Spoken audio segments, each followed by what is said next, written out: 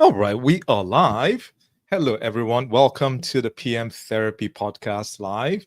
Um, so I'm really excited about today's show because I think we broke the record when it comes to actual live attendance. So on LinkedIn itself, I think we had over 130 people register. Wow, Right? that's awesome. Yeah, No, thank you, I know. everybody. I know. 130. This is just on LinkedIn, and we're also beaming live on YouTube and also on Substack, right? So, by the way, I know many people are going to be joining, so I just want to make sure that you people can hear us. So if you can say hello in the chat and where you're calling in from, that would be really appreciated. Just so I make sure that you can hear us loud and clear.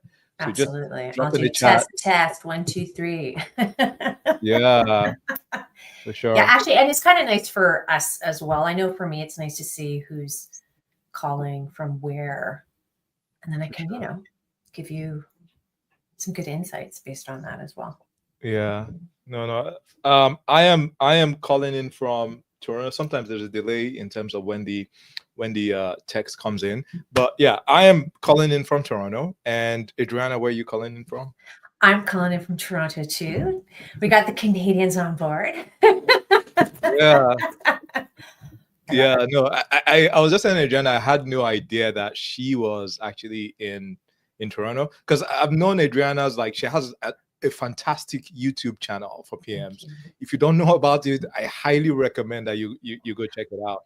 We have a Burlington person.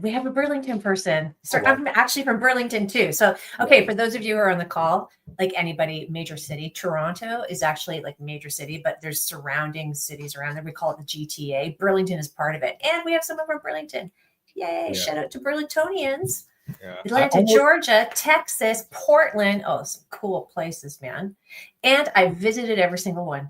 They're all phenomenal. No, seriously, they're all phenomenal cities. I almost India, have not done India. London's great. Sorry, here I am talking like I'm a traveler. This is not a travel channel. This is. Oh my goodness, this is amazing. Like, we have Texas, we have Edmonton. Portland. Yes. Oh, someone said I love Atlanta, your YouTube channel. Thank you, Crystal. London. So is this London, England, or London, Ontario, Angela? Charlotte. Yeah. Edmonton. Wow. Okay, so we have everybody from all over. Nice. We have a really lovely global community going on here. That's awesome, everybody. Yeah, barbecue in Texas. Sorry, yeah, that's so true. Very true, Ken. I lived in Texas for 6 years. I lived in Lubbock, Dallas, and Houston. So yeah, I can attest to that. Awesome. Houston's a great city. Yeah. Yeah, great city. I have not been to Dallas though, so I can't comment on that. Yeah. Ottawa, yes, we have some Canadians in the house. Sorry, guys, I'm proud Canadian. Adriana is really excited. All right. I am. This is awesome. Can't wait. All right. Yay. All right. So let's get to business. Business, buddy. Come on. Everyone's here. No, sorry. Guys, I'm teasing. I'm like a comedian as well, but I'm going to stop. It's not the Adriana show. It's the Mukhtar show, and it's the 80-20 rule of Project. That's why you're here. So anyway, I'm done. I'm done. 2 minutes. I was going to say that, but Adriana has set it up. All right. So I was going to say that we're going to talk about the 80-20 rule of the 80-20 of project management. So one thing that I would just add to what Adriana mentioned is, so as many of us PMs, like we've studied project management. Maybe we took a class, we did a PMP certification. So we're exposed to a lot of theory, right? And I think that, I can speak for myself personally. Like, after I did the PMP, it was great where I was like exposed to a lot of things, but then I started to feel, okay, I need to live up to this gold standard, right? And that can be intimidating, right? And it can just be like, okay, you always feel like you are falling short. Do you hear that? I was hearing some sound. Did you hear that? Was that from me? Are you good? I cannot hear you, Adriana. Yeah, I cannot hear. Can you hear me? Yes, I can.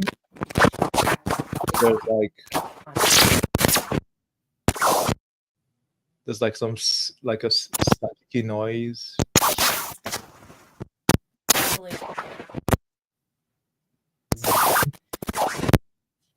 I think it might be the mic.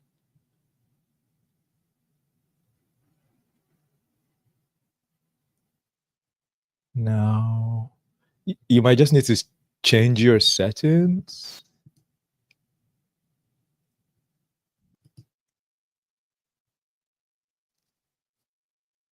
Sorry, folks, we're having some technical difficulties, but we will be starting sometime soon. Yeah, so if you click on the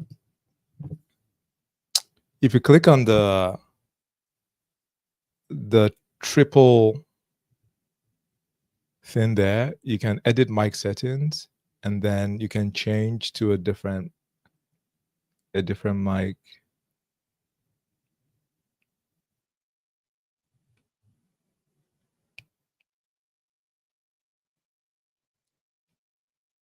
Check, check, check. How's that? Can you hear me now? I can hear you, yeah. Okay, is that good now? This is good. Yeah, I can hear you well. Okay. Sorry, I gotta do my hair. No. Sorry. No. All right. So no, it's great. Yeah, curly technology. Hair. Sorry, technology. Guys. Sorry. I'm a Canadian. Can you tell? Sorry. I'm so sorry. I'm so sorry. I'm so sorry. No, but it's true. I'm so really sorry. And if you can, like, let me know, because I think sometimes with mics, I find, depending on the program, it will be fine and then it'll go down. And I know I and I, we've been talking for a while now, so it was fine and it just went. So just let me know and we'll figure it out, guys. The joys of live. Yeah, no, technology. This is what we're exposed to as PMs, right? We always have to think on the fly and do stuff. So let me go back to what I was saying. So I was saying that as PMs, like, we are exposed to a lot of things, right? You know, like project management, like this discipline is an amazing discipline, and you know, it can like, a PM can work in any field, in any industry. So, and I think that with that, like, when we take courses, when we take certifications, like, it's sort of giving you almost like the entirety of what you can do or what you can use as a PM, right? So I know for me personally, like, whenever I don't do you know, what I learned as a PM, I always feel like I'm falling short, right? So that's where today's talk comes in. Like, what is the 20% that would yield 80% of the results, right? So that's what we're going to cover today. So Adriana, did I set that up properly? Is there anything you want to add to that? Yeah, no, you set that up beautifully. I think this is a really important conversation, because I think project management, when you take a look at what's out there, and it's huge, there's so many things. I'm a PMP. I love PMBOK 6. I thought it was really good. I don't like PMBOK 7. So anyone who is on, please change it, because I think it's terrible. But what I liked about it is it gave you everything, because at some point, some of us, like, I do large scale projects now. So there's a lot of stuff that, you know, I need all that information, but I'm also a Lean Six Sigma Master Black Belt. My company, my consulting firm, Cornerstone Dynamics, we do efficiency work and project management work. Like, that's what we do. We go in, we help companies streamline what they do. We do it through process improvements. We also do it through project management.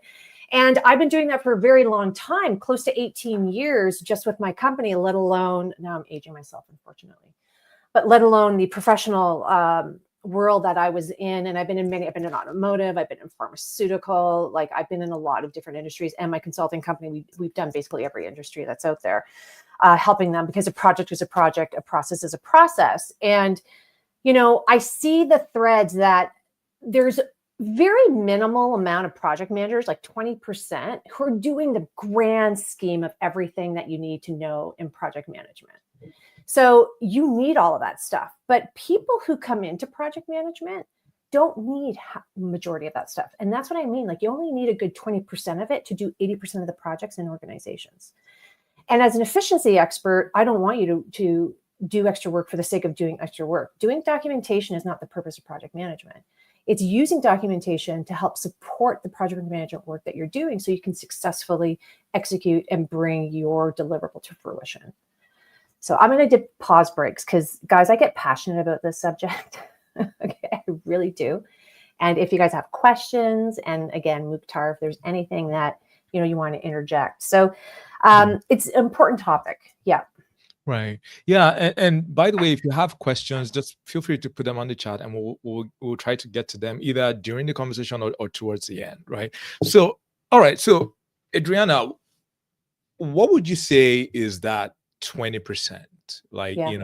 that project managers should focus on? What would you say is that 20%?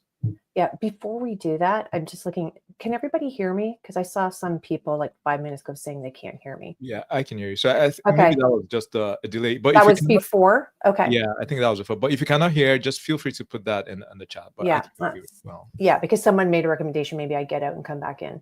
But again, because I want you guys to get value out of this. Sorry. So the question again, Mukhtar, was what again? What's the 20%? Yes. Okay. In order to be successful in projects, there are key fundamental things that you need. And I try to really streamline it to make it as efficient as possible. So I'm going to make an assumption that everybody on this call understands the terminology of project management. So when I say certain documents, please, I'm assuming you know, and if you don't, I can explain it. So just pop up, like, what do you mean by that, Adriana? So there's some key stuff. The key stuff is a scope statement. Oh, and let me just back up. There's key stuff you need and a framework that you have to do it. So the framework, just so you know, there's 5 stages to projects. There's initiation, planning, execution, monitor, control, and closing. And that's like the PMP version of the frameworks, the PMI version of the frameworks. That's really important because every single project, every initiative, anything that has a start, end date, and deliverable always goes through those phases. You may not realize they go through those phases, but they do. And the smaller the project, sometimes those phases in the beginning can be combined. But what do you have to do in each of those phases? Well, in the beginning, initiation, I'm getting my marching orders. Get me a scope statement and a priority matrix. Critical. Those are the 2 fundamental documents. Why? Because it sets the tone and sets everybody up to know exactly what it is that they're doing. Not only you yourself, senior executive as well, your steering committee, your sponsor. And that becomes really important because project management is not just about executing on documents. It's important to do. Absolutely. You need the first aspect and blush of getting it all down, but it's down the road. It's the scenarios. It's the scope creep. It's people asking for stuff. You need to do those documents in the initiation stage to make sure that when all of those scenarios pop up, which is really the true roadblocks and firefighting and project management, you have these things already established. And there's a sequencing of event. And I talk about this on my YouTube channel. So by the way, if you're like, oh, that's really interesting, well, I'm assuming you're finding it interesting. I find it interesting. Go to my YouTube channel, Adriana Girdler, and I talk in depth about all of that. So there's that. And that to me gets missed. A lot of project managers miss that. So, and there's more documents I'll talk about too, but that in itself, like, get very clear with what I'm delivering, what's in, what's out. Give me a justification as to why we're doing this. The why is really important. What does us, yeah. Adriana, can I interject? So you mentioned the scope statement. What about the project charter? I'm about to talk about that too.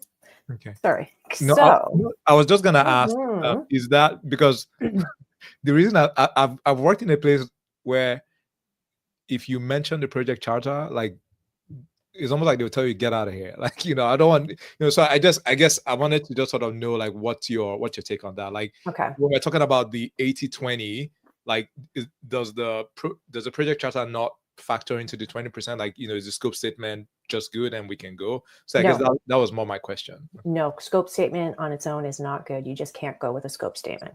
Okay. Everything's a building block. Okay, so the project charter is what happens in the planning stage, right? So the initiation is marching orders. Tell me what I need to do. I need to confirm key elements with executives. Everything's a building block. Don't reinvent the wheel in project management. So the information you get in that feeds into your charter. For me personally, charter is usually defined by PMI as a document that sponsors give you. It's kind of like the requirement document. They consider that a charter. You never get that, ever. I've never come across a project where a senior executive gives me a true requirement list. Never. And so the charter, I find for project managers instead, that's our go-to document, particularly in the beginning of a project.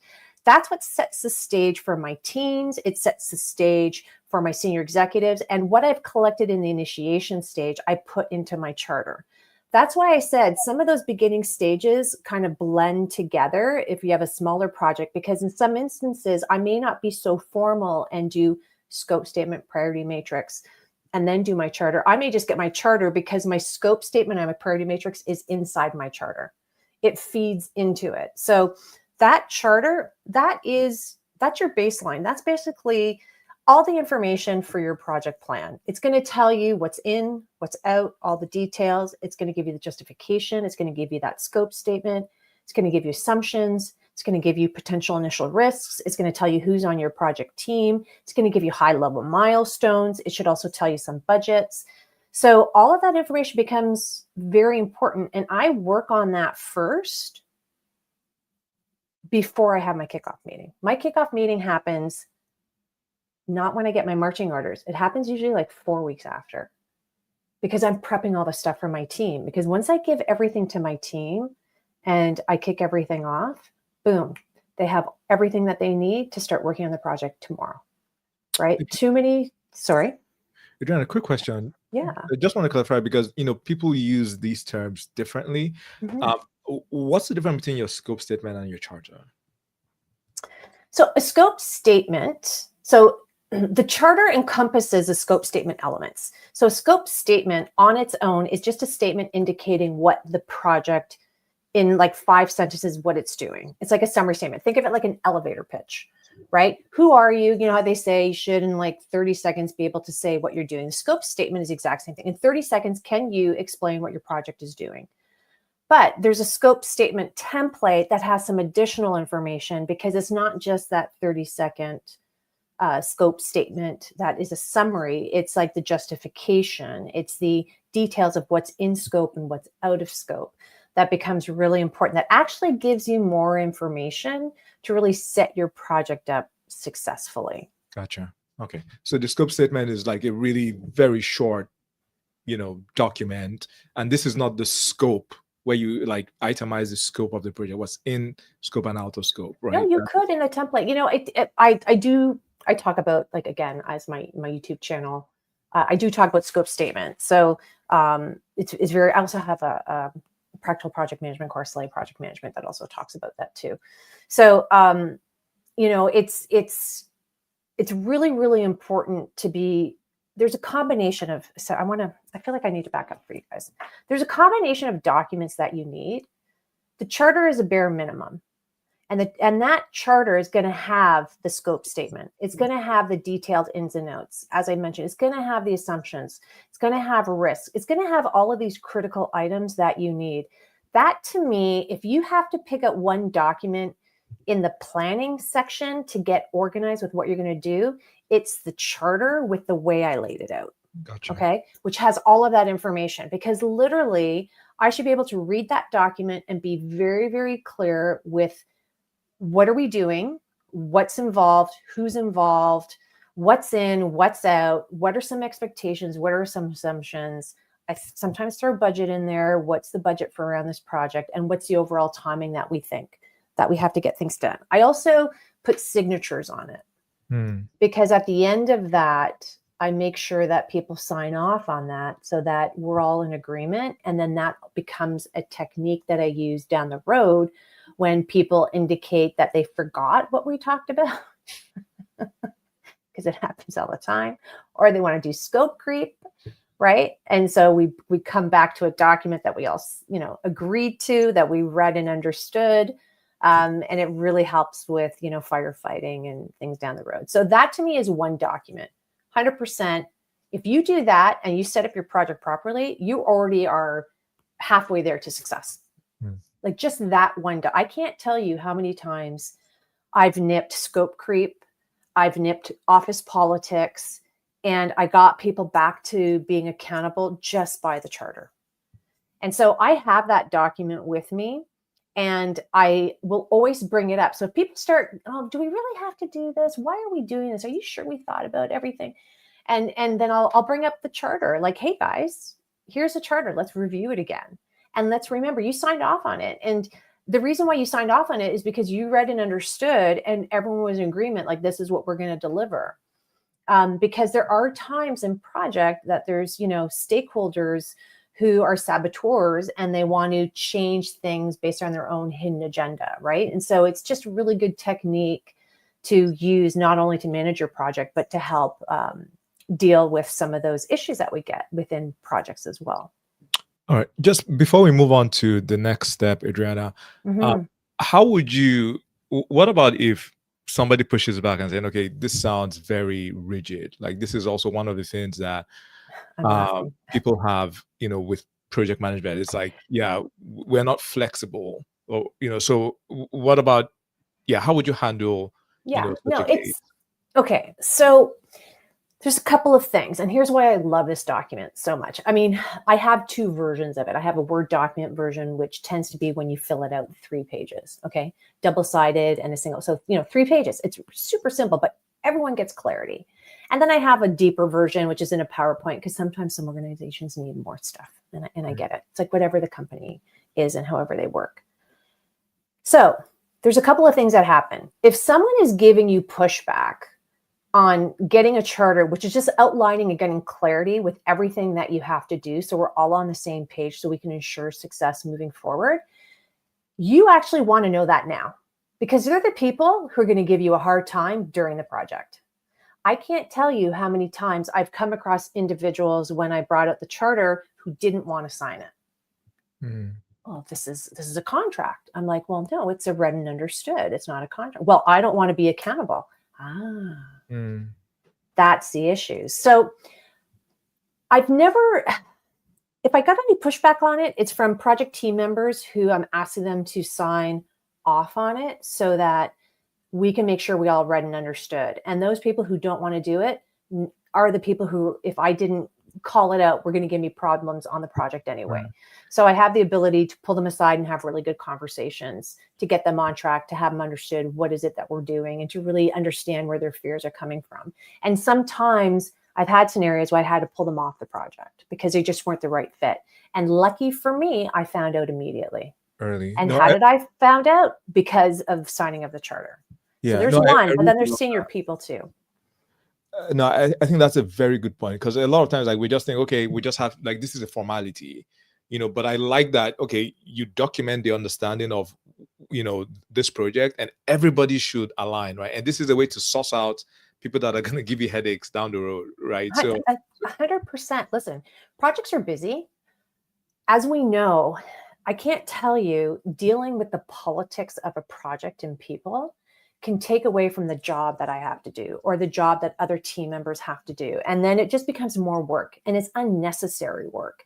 It's providing, like, as an efficiency expert, it's providing zero value, all this extra work that we're doing because someone, wants to play politics. It's just, it isn't worth it. Now, if a senior person says to me, hey, Adriana, why do we have to have all this? The first thing I have, I'm lucky because I have a consulting firm, so I can have different conversations than someone who's an employee. It's like, well, this is about strategy. We're getting very clear with what we have to deliver. And that's how I run my project. So I have the advantage of going, if you don't want me to do that, then you shouldn't hire me, because it's just not going to work out, right? We're just not going to have the right mindset and mentality. But I find very rarely when you explain to senior executives, like, look, we're all going to get on the same page. How many projects in the past have you had to do a lot of rework? You went over budget, you went over time because you didn't have the clarity now. All we're doing is we're getting clarity with what we are going to deliver. So down the road, and it's going to go to Justin's comment about scope creep, when things start to happen, then we can really have a really good, thoughtful conversation to make sure it's strategically aligned with what we're going to do. Because a number one problem I see all the time is scope creep. When you don't have a charter, you're not clear, you don't have people signing off on it, then scope creep without strategic thought is bad, because it just means you're going where you're being pushed without taking a step back and looking at the strategy and the bigger picture of what you're actually delivering. I agree with Justin. Change is not a bad thing. Change is inevitable. There's environmental factors, there's culture, things happen. Like, I can plan today and tomorrow something could happen and it's going to veer off of course of what I originally planned. Your charter's a living document, by the way, and you should be revisiting it and updating it constantly based on the major things that are occurring, but you need to thoughtfully think of it. You need to make sure that you just don't say yes to everything and you think it through. And then once you have an agreement by going with your senior executives, and is it aligned? And does it make sense? Is it still aligned with the strategy of this initiative or project that the organization wants us to do and move it forward? Then yeah, we can make that change. But change all has consequence, guys. Right. Every single change has consequence to time, to budget, to resources, and potentially quality. And there's nothing wrong with that. It's our job to know what that's going to be, right? You just don't blindly accept stuff ever. So Adriana, if I were to push back, and I'm trying to represent, sorry, let me just collect my thoughts. I'm trying to play devil's advocate here. So, what about if somebody says, right, this is not a very agile way of doing things? Like, yeah, this charger stuff, like, this is not agile. Like, how would you handle that person? Okay. Agile, if you look at the manifesto, does not say do not plan.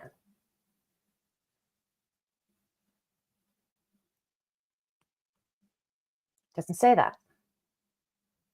Yet, there's this big misconception that I'm doing agile. I don't plan. I'm supposed to do these sprints. Look, agile is great, but it's a methodology. It's also a way of thought and has to be supported properly. You need dedicated people to do it. It's very rare do I come across organizations that fully do agile 100%. It's like lean.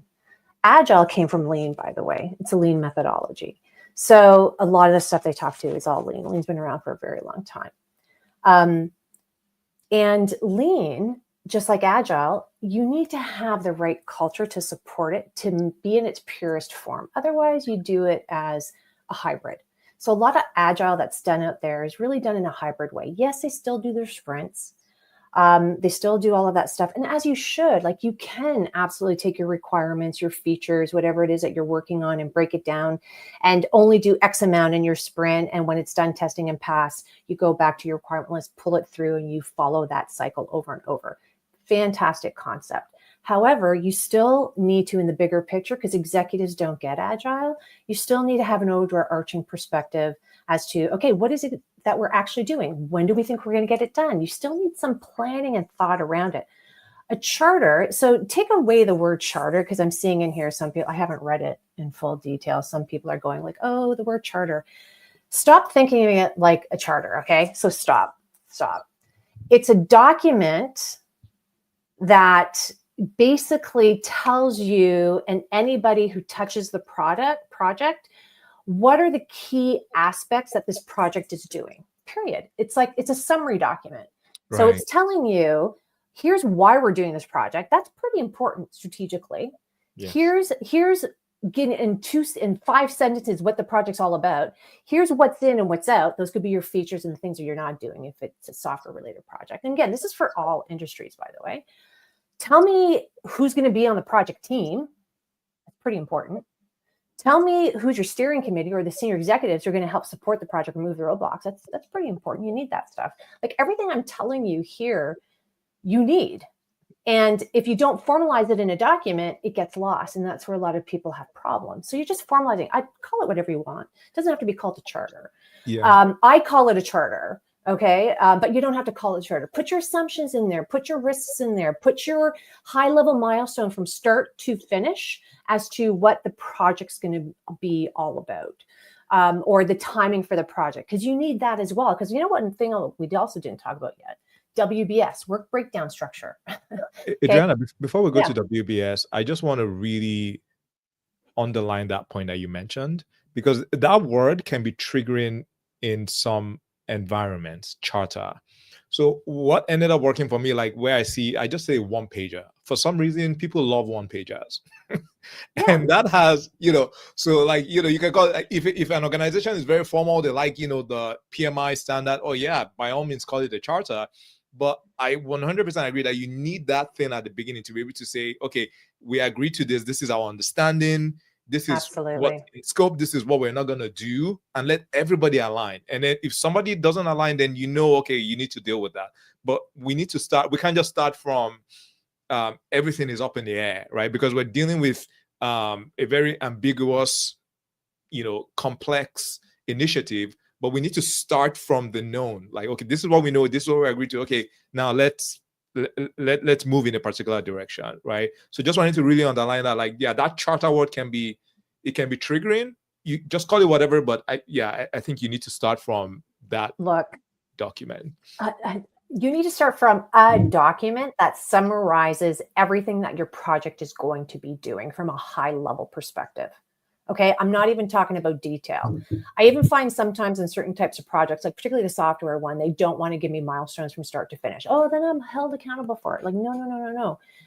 I need to talk to senior executives and let them know, ideally, when are we going to end this project? So we have to have that idea. But not only that, when I break everything down and we start doing to work breakdown, right? We start understanding features and what we have to build or whatever it is that we have to do in whatever industry project you're working on. I need to work it backwards. Like, we think we're going to get this done in a year, but are we really, based on everything we have to do? Like, you don't look forward and guess if it's going to be done. You go all the way to the end where you think it's going to, and you work backwards. You go, okay, if I'm going to be done in a year from now, so based on that last day of that, from the year. So let's say as of today, it's September 18th, 2025. So September 17th, 2026, project starts today. Everything we have to do, is it going to work? I can't tell you how many times in the initial stages with my team, we've had to adjust. We've had to adjust things because it's like, there's no way we're going to get it done.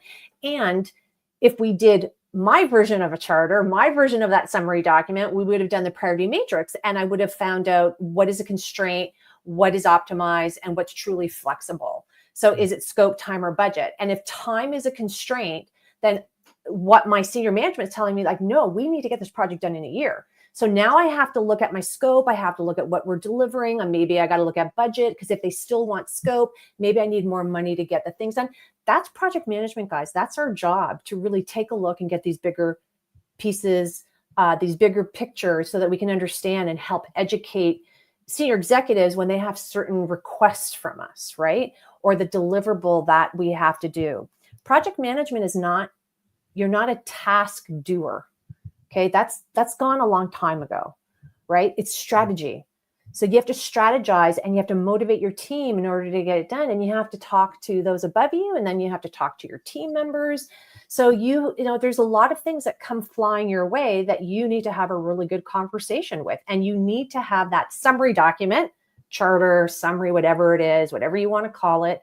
So you can go back to and remind people, hey, this is what we initially agreed to. But if you want to change it, I have no problem with it. Let's now do formal project management talk, a change control form, one pager. I have a one pager change control, which talks about what are you requesting to do? What's the impact? What's the pros? What's the cons? How's it going to impact my timeline? Because this is all strategy, guys. Like, it doesn't matter, you know, whether it's in a project or if I deal with a lot of senior executives. When we talk about a lot of strategies, yearly planning that we're going to do, like, these are conversations you have to have. You know, you just can't say, hey, implement all these 10 projects next year. We just finished our planning session, and now for 2026, we are set. Implement all of these. What? No, you have to take a step back and you have to break it down. Do we have the people? Do we have the resources? Where's the budgets going? What about the timing? How many people are shared resources, right? Shared resources.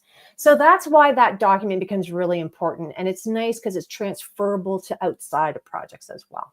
Right. So after we have that summary document, then what's next? Like, you know, next big thing is a WBS. So in project management, work breakdown structure. Now I go one step with it. I call mine a WBS action plan, because I love the framework of a work breakdown structure. It's like an org chart. Here's your project.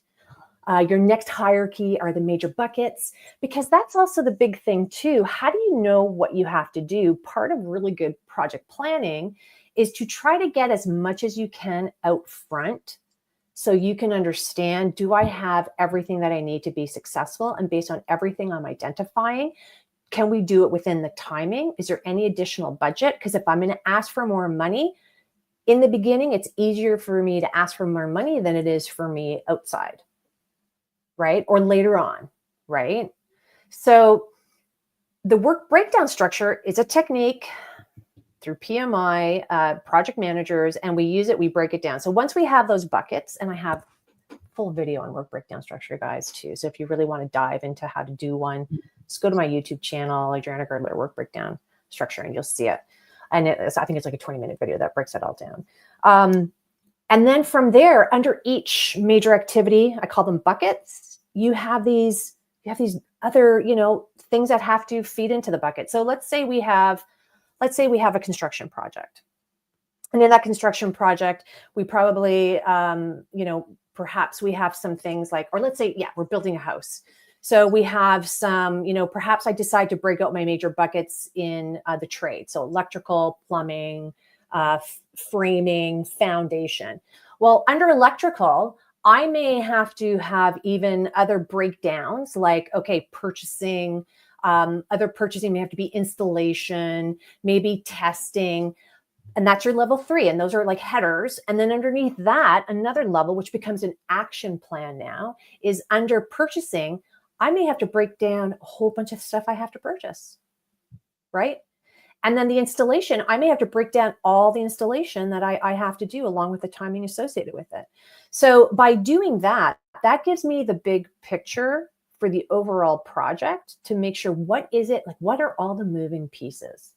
Because if I have to do any negotiation with senior people to get more resources, more budget, or to make sure that my current resources and my current budget can take care of everything, then doing it now is so much easier. Because I can't tell you how many times I've mentored people who I had to help them midway through a project. Oh my goodness, we don't have enough. I need to ask for more money. And senior management does not like being told that when they've already allocated everything on budgets. They're like, why didn't you plan that out properly? Right. I mean, that's reality. Adriana, so if you are working on like a software type project where we're building something new, I don't know, we're building this new app and it's never been done before, would you still have the work breakdown structure, or would it, if so, would your approach be different? Like how will that work? So one missing document that I didn't say, because this is very specific to software projects, business requirements. So business requirements, I would have to do a breakdown of what is it that the business wants and what we're developing. What are all the features we have to develop? What are the features' purpose? Like I've worked for big software companies where we've done this. Mm-hmm. So not only would I do my charter, right, or my summary document, but I would have a secondary document which lays out, here's everything the business wants for us to develop. And based on that, here are all the features they want us to do. Here's the objective of each feature. So again, it's like you first have to understand what you're doing before you can put it into your sprint to start pulling out and prioritizing which one you're going to do first. Or as I like to say, MVP, most viable product, right? Like which one are you going to pull out? Because in software, they don't develop everything. They develop the most viable product first. And then They have these secondary items that they go ahead and look at. Whereas in construction, you can't do that. You got to do everything because it's all connected, right?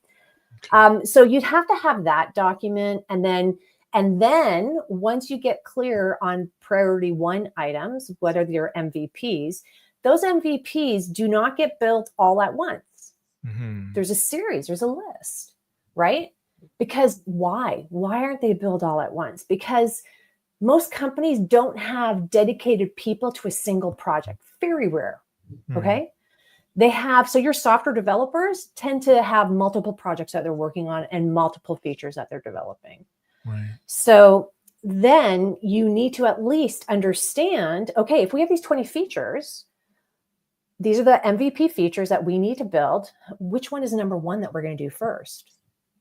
Okay, because if I have one software development engineer, I got to now take that into consideration. If I have a couple of teams, I then divide and conquer. Okay, which of you are taking this set? Which are you taking that set? Or like I may ask them like what works best for them. Or should we say let's rank all the 1, 2, 3. Let's like rank it all to say this is the first one we're going to do, the second one, the third one. And then whoever's done it, they pull on the next one. So we have the right sequencing going forward. And I put that in the WBS because I need to know, are we on track with that? And if we're not, because I've had projects where, again, theory is great. Planning is great. But planning is me putting my thumb in the air going, I think this is going to work. And then it gets executed. And then I go, oh, shoot, that's not going to work.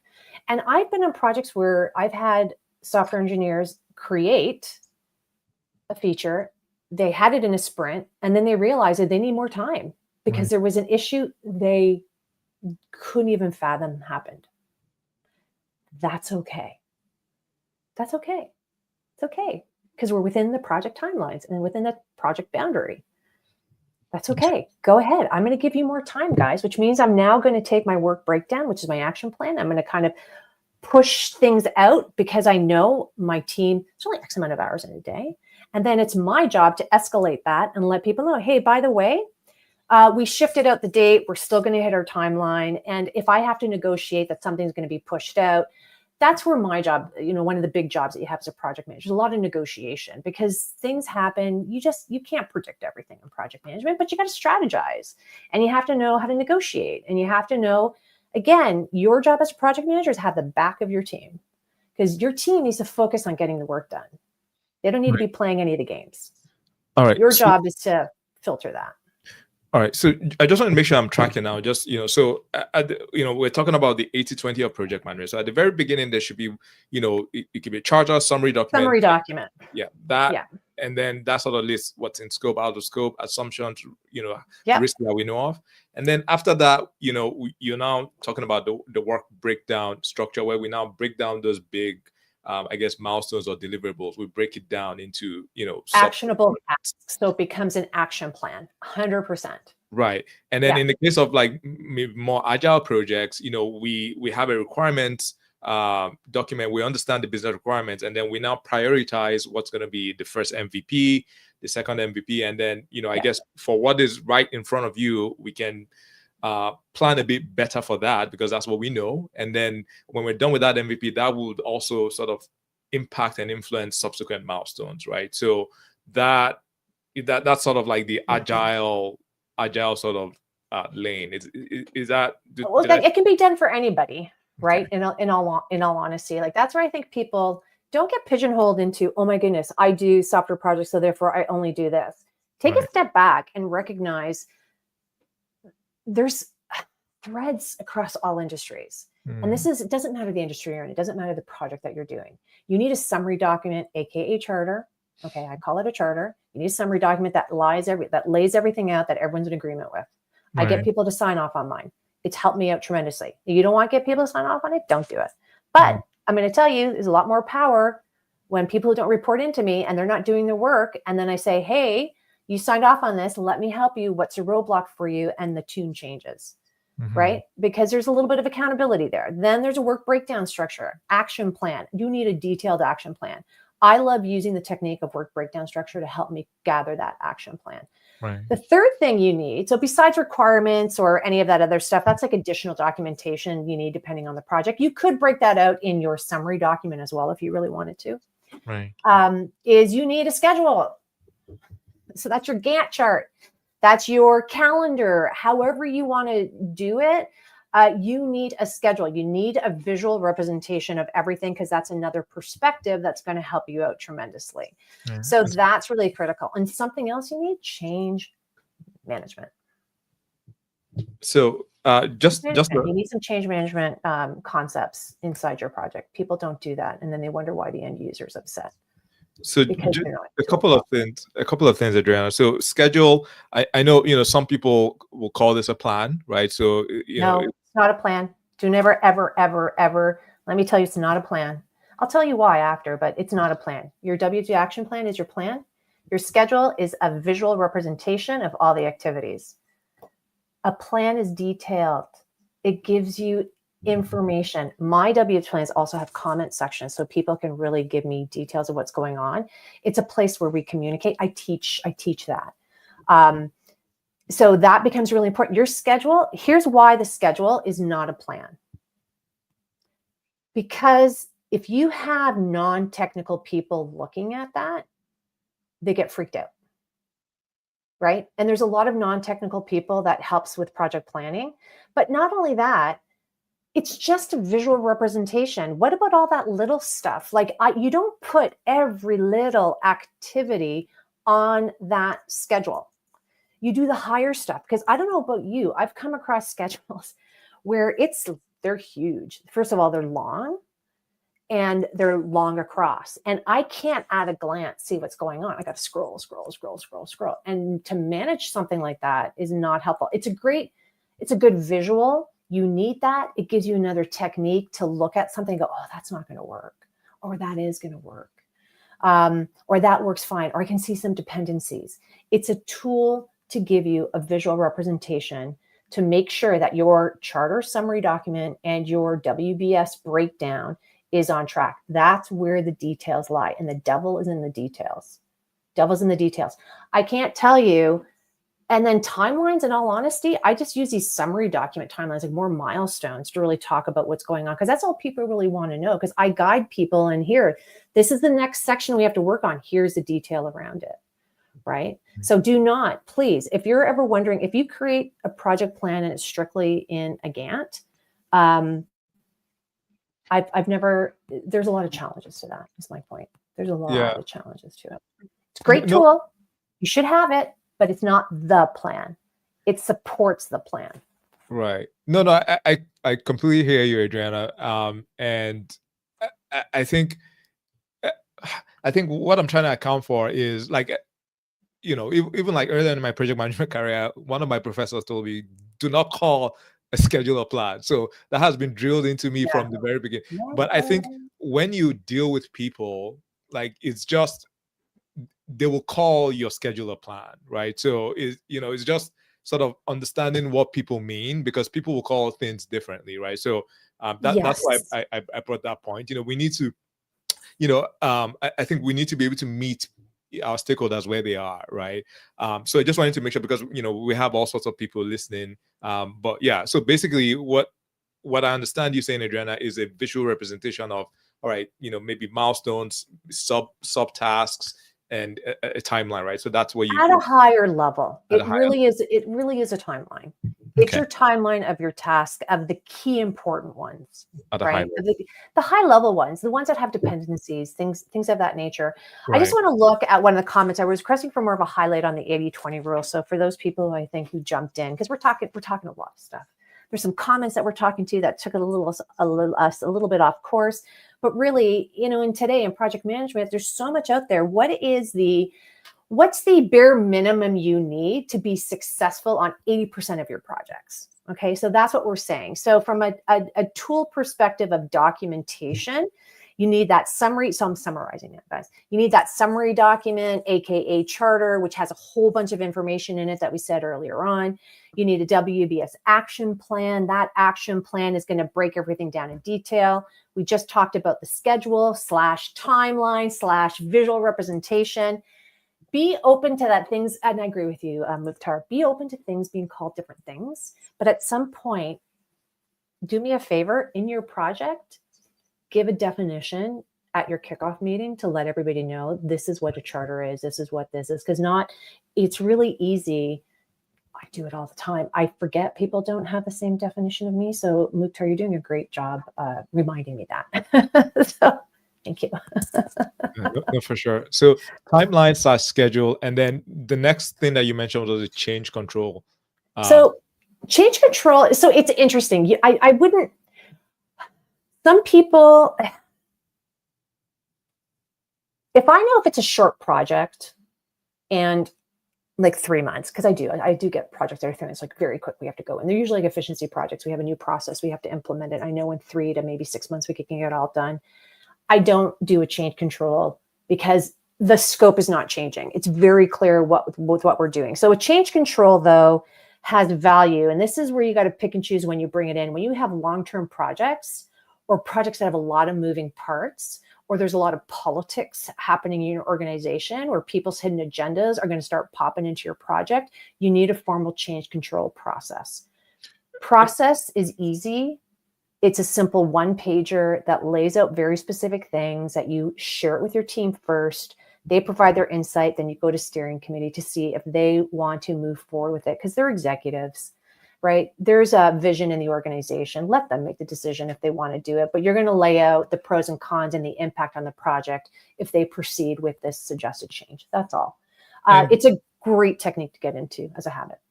And Adriana, would you consider this as part of the 20%, the change control first? Look, I'm going to laugh. Everything in my course that I teach this is 20%. Look, sure. You know what? I'm going to say it because for people who are not used to doing it, it's a good habit to get into, to get comfortable with it. Right. And it's so much easier in the beginning when you're forming as your team, whether that's you're forming with your executives, you're forming with your team, to introduce it right there and then at the kickoff. Say, hey guys, we're going to have a change control process. Super simple. It's just this one page that if you want to come up with anything that's going to change scope, time, or budget, and it's going to have a major impact on this summary document, AKA charter, that we need to pull out all this information. Why do you want this? What is it that you're asking for? What's the cost, the impact of the timeline? Do we need additional resources? That's all the information that if I go into a senior person and I say, hey, Mr. or Mrs. Senior Person, we have to do this. You know what questions you're going to ask me? What is it you want to do? What's the cost? What's the impact of time? So you do this to get prepped and planned so that you have the answers, because your job as a project manager, as a strategic project manager, is to set everything up and to ensure that when you do talk to senior people, they can make a decision right there and then. Right. Because as you know, projects, we need quick decisions, but they need really good information. Okay. No, that's amazing. Anything else? Yeah. Change. So I said change control, something that project managers don't do enough of. And I would even probably say, do a stereotype on software projects is change management. Change control is different than change management. Change management is about the end user, the person who's receiving the deliverable that your project is doing. And how are we going to ensure that they understand what this change is all about? So if I'm creating a new software that everyone in the organization has to use, and in my project, we're planning it all out, we have all the features. Adriana, we have our sprints, it's in the WBS, we have our schedule, that's all good. Then you know what happens? They go live. I'm done. Bye. Okay. Problem is, you go live, issues pop up, technical issues, things are not happening. I am going, why wasn't I trained on this properly? Oh my goodness. So it has those negative connotations when maybe what was developed was awesome. It's just that it wasn't rolled out properly. And that's where change management comes into play.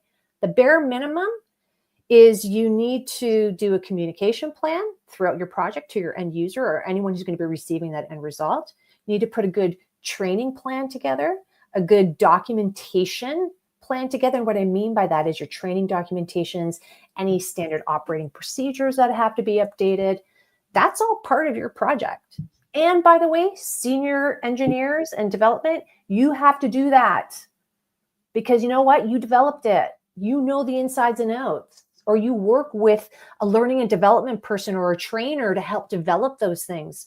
But I find that's a big gap. And that to me needs to be part of the 80-20. Like there's a 20-80. These are 20% of the documents. You need to have that.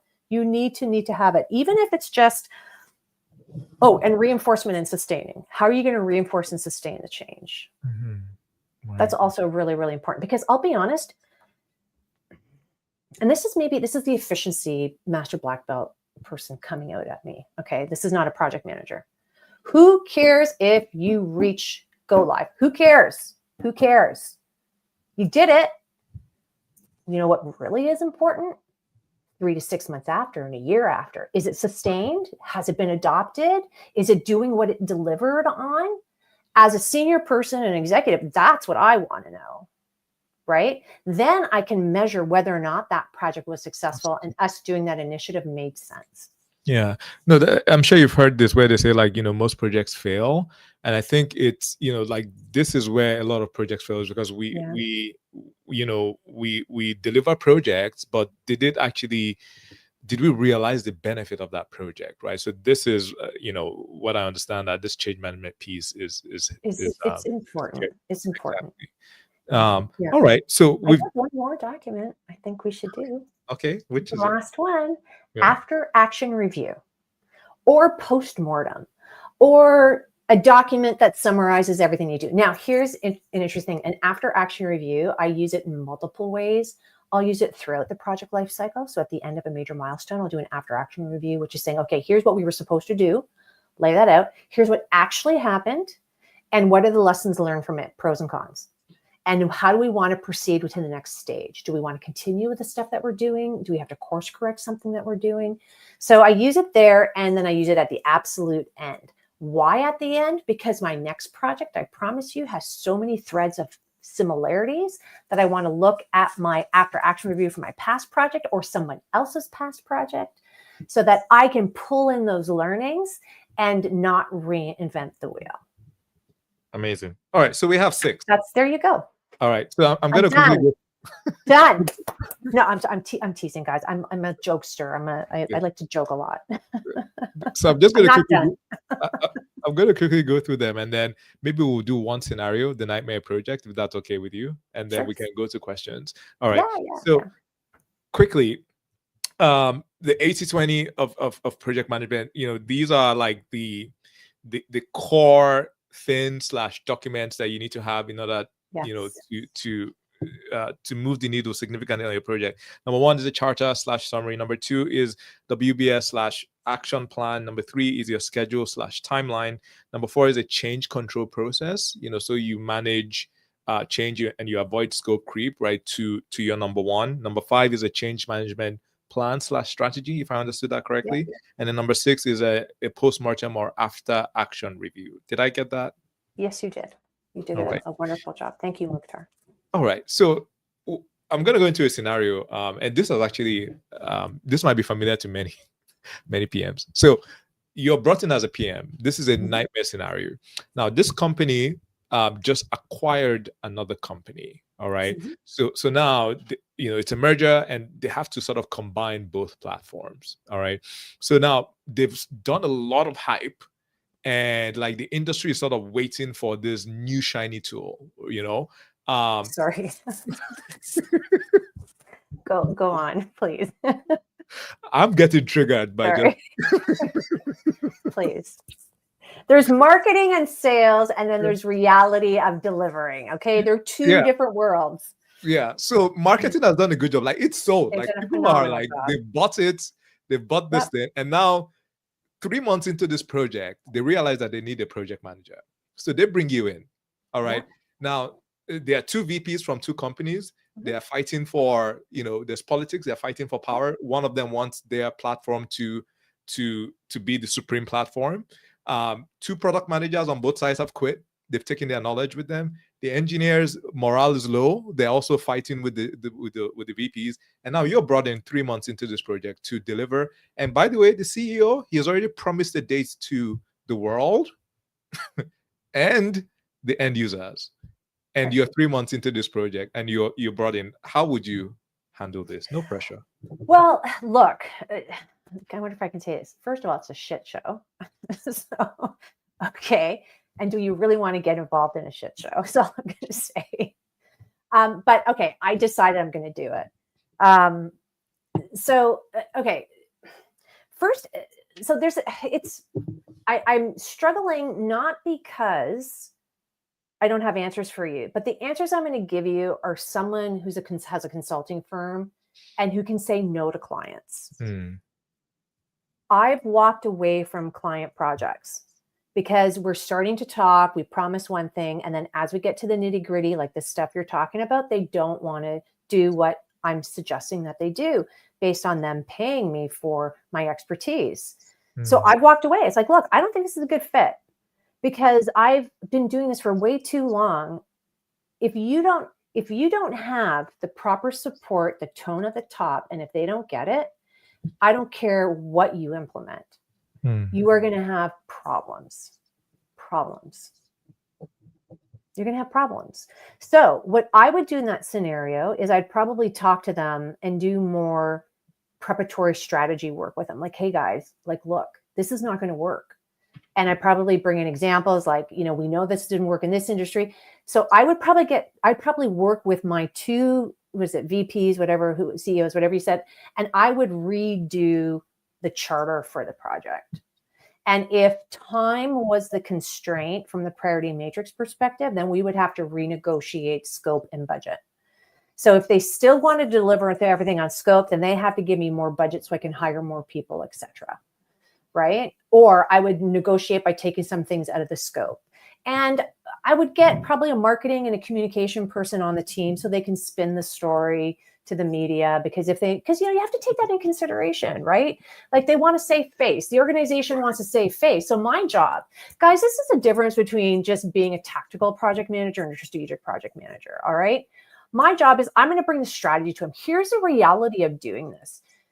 I know what you want, but here's what you're going to get. And if you want what you want, here's how we have to go about doing it. You have to either, give us more people, more money, but more people and more money doesn't necessarily mean it's going to work either. I would renegotiate my summary document, and then I would, as fast as I could, get them on board. And you know what? I've done this. So, I'm in a little bit of a unique position because they hire me to do it. So they want me to do it, right? Like, they want me to do this for them. And so we talk it all out, we get it settled, and then I re-kick it off. Things have already been developed. So it's not like I'm scrapping everything that's being developed, but I would do it in a very faster pace to get everybody on board. And I would probably be a little more stringent in what I expect. Like, here, you're using this, you're using this, you're using this, because time is already ticking. But I have the support from senior management with all that. And I would tell my team, like, hey guys, as you know, we still have to deliver on this. We've already gotten the refreshed summary document. Now our senior leadership's in agreement, because I really wouldn't move forward until senior leadership's in agreement. And I would tell them that. I said, listen, you got to get into agreement, because if you're not in agreement, how can anybody deliver on what you want when you're constantly pushing us back and forth between the two? Your actual end result is not going to turn out the way you think it is because you're pushing us. It's going to be the opposite and have a negative impact in the marketplace from a perspective of the end user. And they're going to think your product's shit. Right. Like, that to me has more impact. So this is what I mean. Like, think strategically, and we have to talk. I swear, I apologize. So I wouldn't swear to senior executives unless they were swearing, and then I'd be part of that club. But you know what? Like, that's what they need to hear. That's in all honesty, that's what they pay me to do, is to give them the truth in a way that's going to allow us to get things done. So I'm not there to say no. I'm there to say, here's the reality. Here's what we have to do. And this is what I need from you. And if this is really what you want, here are the steps we have to do it. So in the past, I just signed on a project like this, and not in that context, but they're just not used to dedicating time for people and doing the But I'm like, you want this process improvement? This is what we have to do. I need to have, half a day of 13 people's time to interview them and get all the information. And then I also need, by the way, 5-day workshop for us to create the whole new process. What?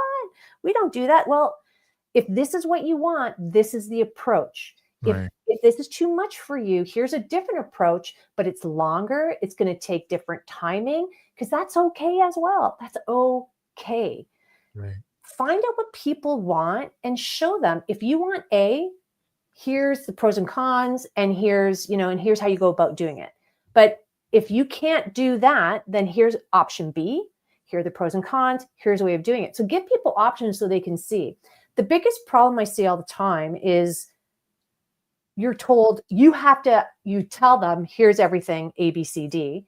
And they're like, well, actually, I want it done faster. And people go, okay. And then they're struggling. When the answer is, I have no problem giving you a faster, but you tell me what you're going to take off of scope. Right. That's a strategic project manager. For sure. Yeah. Because you can't do it faster with no money, no extra resources, with the same scope. You're creating a failed situation for yourself. I can make it faster. 100% I can make it faster. Tell me what you want to take off the scope, because then I can get it done faster. Or tell me if I can have more money, because I have someone who I can add to the team as a resource, so we can develop what it is that you're going to do. But sometimes that's not the answer either. I can sometimes have resource and the budget, but there's still so much complexity in what they're trying to develop that time is really what you need. But you need to know that. How do you know that? Summary document, work breakdown structure. That's why you need those documents, because it helps you have those conversations. Right. Sorry, I'm getting too passionate about this. No. This is good. I just a couple of things that stuck out for me, because like this scenario, I'm sure this happened to me, like this nightmare project. And I'm sure it's happened to many seasoned PMs here. But just a couple of things that that stuck out to me.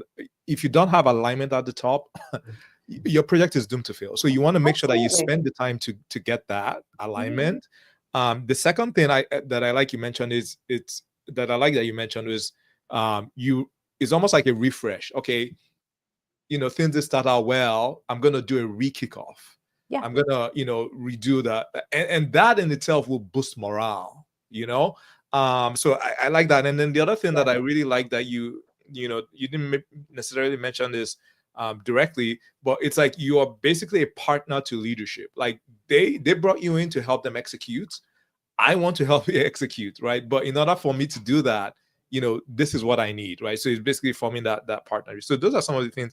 And then the last thing that I like that you mentioned is the people that have sold the dream, you bring them to the table so that they are also part of, selling or managing. Yes, they have to manage that dream now that they created. But what happens is they put it on your lap, and I see too many project managers accept it. It's like, no, you don't have to. It's not your job. Your job is to execute on it, but to bring to reality. Here's the reality of what it is, guys, gals. Amazing. So all right. So now let's go to questions. There's so many comments. If you do have more questions, please drop them in the chat. I don't know if we'll be able to go through all of them, but let's see. And I'm gonna let you pull it out, Mukhtar. Yeah, I'm gonna start from the bottom. Mohammed, sorry, not Mohammed, Mahmouza, sorry if I mispronounced your name, saying, what's the difference between the plan and the scope? Take that. Okay. So it's interesting because this is where project management is like, oh, everything is interchangeable and it builds off of each other. So a scope is a summary statement of what your project is all about. Okay. The plan is how you're going to take that summary scope statement and bring it to fruition. What are all the moving parts that you need to have? They're not separate. You need the scope to build the plan, and you need the plan to make the scope come to fruition, which is why you take the scope of what is it that we're doing, what's in, what's out, and what's the summary statement, and you add it to your charter so that you understand what that is, and that helps you build out all the detail, the work breakdown for your plan. Was that short enough and sweet? Oh, that was amazing. I couldn't have done better.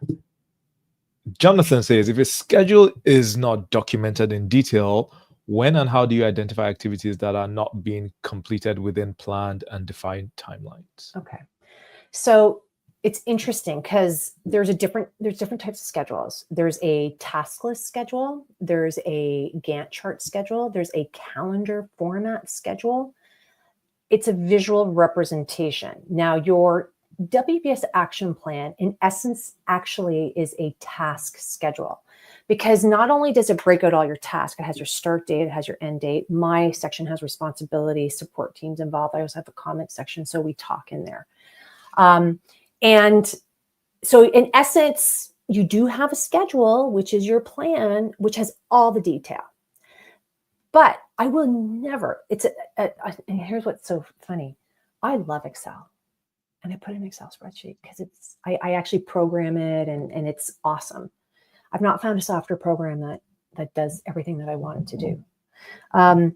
And so I use that and it's awesome. And then I use my Gantt, and I have two visual summary representations. I have a Gantt, which pulls out all the major milestones from my task WBS schedule, right? Pulls it into the Gantt so it shows that visual with all the dependencies. Because again, I will do things in multiple ways because I have multiple different learners on my team, and some people need to see that more than they need to see the task list. And then I take that same visual Gantt chart and I make it smaller to put in a PowerPoint for all my conversations with senior people. because I do not show senior people the detailed stuff. It's too much. It's too overwhelming. It's tons, guys. Like even team members find it a little overwhelming when you know. So I summarize it. Yeah, know your audience. Jonathan, I hope that answered your question. If it didn't, just clarify or add more detail in the chat. Also from Jonathan, shouldn't escalation not only be verbal but documented as well, like reporting, evaluating advances and attainment? Yeah, I mean, look, I would never. Here's the thing. How much process do you want? So I say that because some instances I can have verbal conversations with team members and it's fine. We're cool. Okay, you know what? I need you to do A, B, C, D. Because as a project manager, I know it's not changing anything. But there's times I have to document some stuff, right? And then don't forget, I would put your charter, your summary document is a live document. Your WBS action plan is a live document. You're constantly updating it. So if something changed, it'll be sitting in a couple of places, so you know it. But if it's minor, just document it in the WBS action plan for me so we can see it and we'll get that work done. It's not imperative. Like you take a step back and you're like, do I have to share every little thing that shifts or change with everybody like my senior people? No, I don't. Some things are just so minor. The person who's doing it is just going to make a notation of it. They let me know because I'm the project manager and I'm cool with it. That's good. But anything that's formal that is going to have an impact on time, scope, or budget needs to be documented. And that's where the change control comes into play. And that's where I would then give it to my steering committee, which is usually made up of senior level individuals, to approve it. Guys, here are the pros. Do you want to do this? Here's what the team recommends. I've gone to where I've done the summary document and the team says, we don't want to do this. We actually think it's wrong. And I will say, guys, this came to us. I'm letting you know because it was from probably a senior person who wanted it and I don't want to ignore them. And our team are highly recommending you don't do it. But I gave you the pros and cons. It's your job. You get paid the big bucks. You tell me if you want it done, but here's the impact if we do it. And then and you know what? If they tell us to do it, they tell us to do it. That's okay. Yeah. Guys, it's just because in the beginning we plan something doesn't mean it can't change. It needs to change strategically. And we tend not to do that. That's where we get hurt down the road.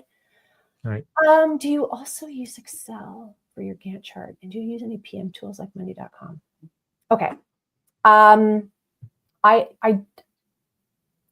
Yes and no. Okay. So I use Excel for my action plan because I love it. I've created in my Slay project management course a connection between the WBS where you can do like a very simplified Gantt.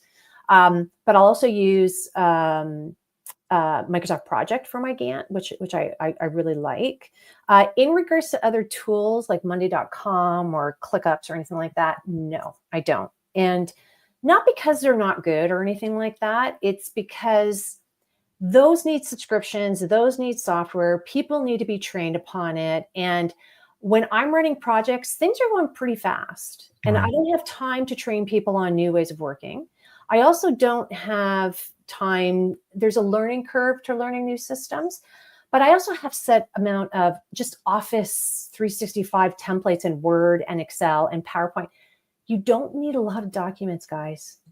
It's the management of them. It's the process you put in place. It's the how you remove roadblocks to allow people to do what they need to do. Having fancy templates and software is not going to make you a good project manager. It's not. It's how you look at the project, how you support your people that is going to make you a really good project manager. Are you strategic? Are you able to remove the roadblocks? When things come to pass, how do you escalate it up? How do you get a team motivated?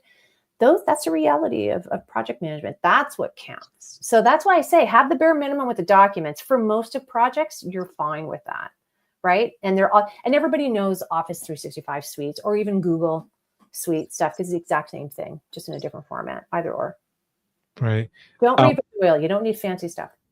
All right. I see more questions are coming in, but I want to quickly get to recommendations. And then if Adriana has some time, we can get to more questions. I do. I can give you 15 more minutes because I actually have a 2:00 meeting All right. I have to go to, but I'm happy. I get very excited.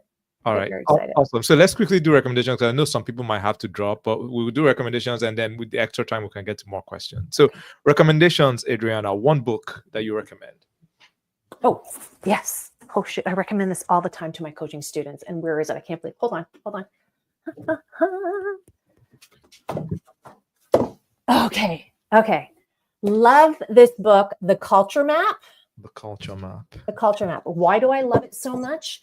Because if you deal with large scale global projects, you're dealing with team members from different countries, and they all have a different culture. The way we talk in North America is much different than the way they think in Europe and the way they think in the Eastern culture. And let me tell you, a lot different than in Japan. So if you need to understand, this is done by, I believe she's a psychologist.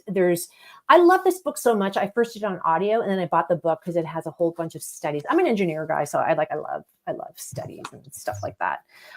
So I did that, and I love it, and I refer to it all the time, and it's tried and true because you need to have an understanding of where people are coming from, what their heritage and culture is, to understand why they may be behaving the way they're behaving or the approach you need to take with them.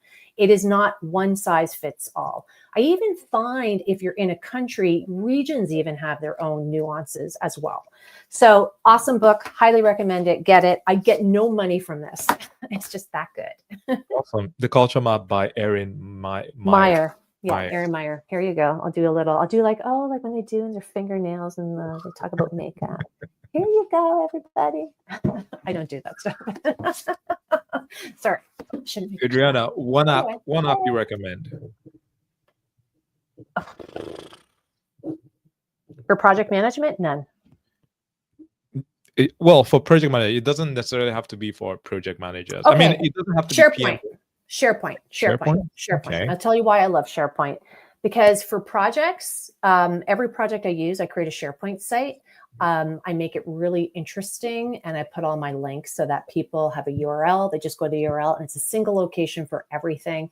And it's to make sure that there's no duplication of efforts and we're not working off of the wrong versions. So SharePoint. One podcast. Yours. How's that for an answer? Your podcast. We didn't plan this. Thank you. Your podcast. You're very welcome. Any other podcast, Adriana? Yeah, you know what? There's a few, but I would say they're more societal, not project driven. Because I like the bigger picture of what's kind of going on to things. I can't believe I can't remember the name right now. And so I don't want to waste time trying. We can come back to it. It's yeah. fine. One productivity hack. One productivity hack.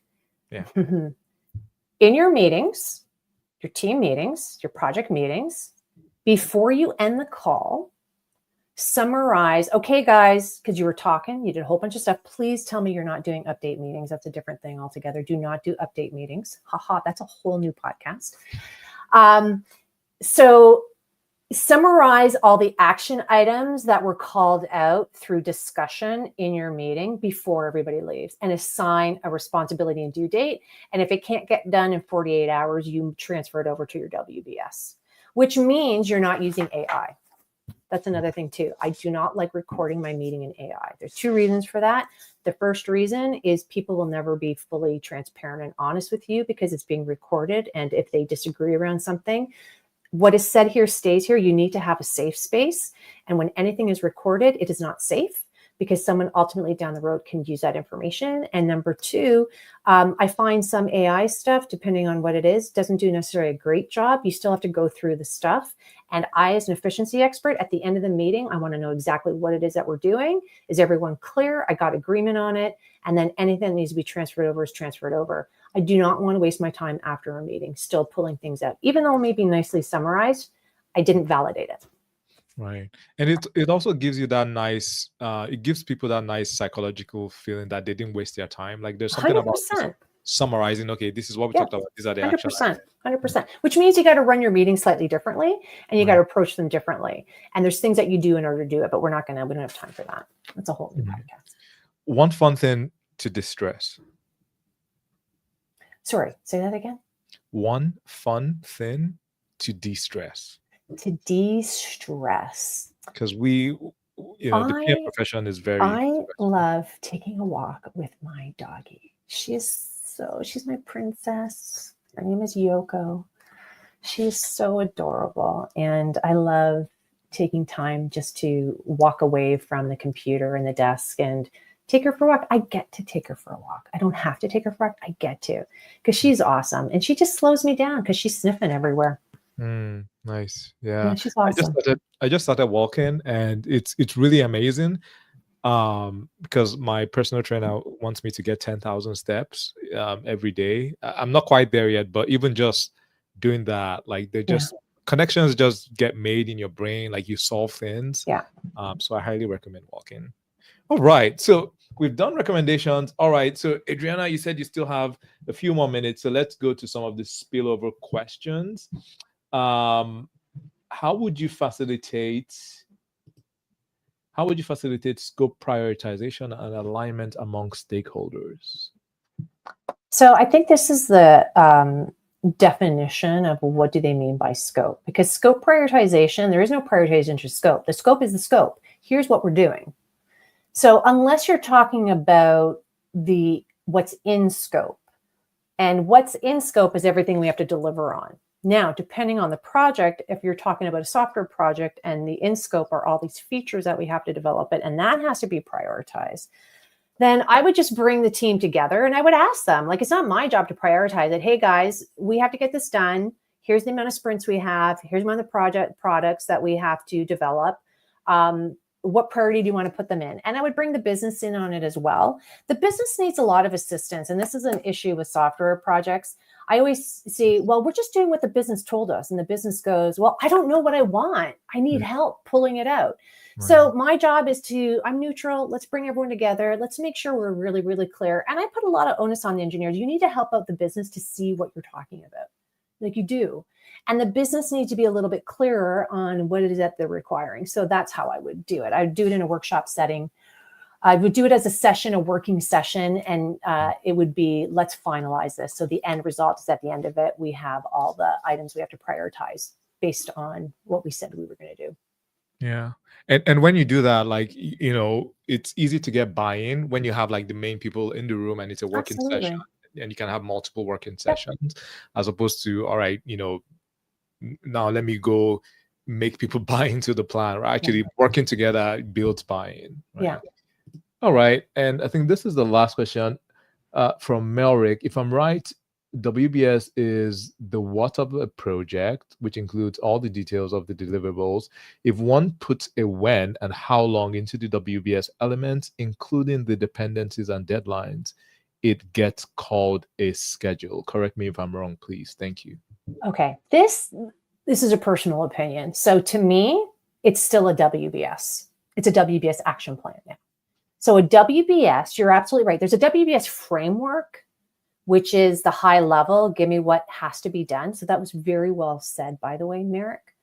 But when you put it, and this is again the definition of people are saying, is it a charter? Blah blah blah. I would call it an action plan at that point. And then I would then take the main content, not every single little detail, and then I would transfer it into a visual representation that I would call the schedule.